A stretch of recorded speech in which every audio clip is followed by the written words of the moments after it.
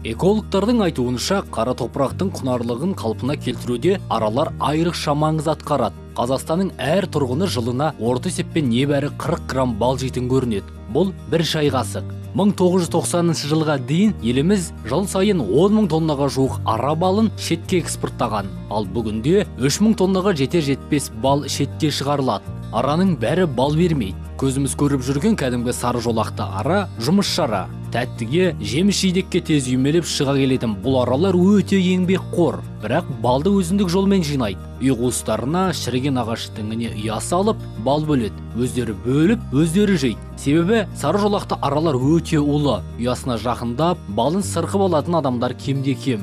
Балы сұйық болғандықтан омарташылар мұндай араны көп өсірмейді. Еркек ара деген бар. Бұл нағыз бал өндіруші жәндік.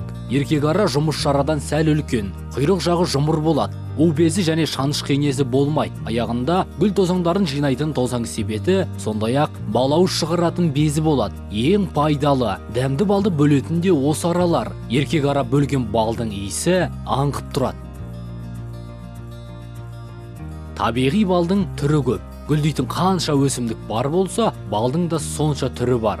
Балдың ең бағалы сұрыбының бірі жөке балы. Ол мөп-мөлдір, сарғыш түсті болып келеді. Сондай-ақ ұзаққа дейін кристалданбайды және қабынуға, бактерияға қарсы әрекет етеді. Ал тау балы теңіз деңгейінен 2200 метр биіктіктегі қараған, долана, талшын, шомырт, мойыл, итмұрын, ырғай, қызылтал және алғашқы көктем гүлдерінен жиналады. Ал қараған балы асқазан жұмысын жақсартуға, көздің көру қасиетін арттыруға және дене қызуын түсіруге таптырмайтын ем. Бұлардың құрамында ең көп кездесетін көміртегі глюкоза мен фруктоза.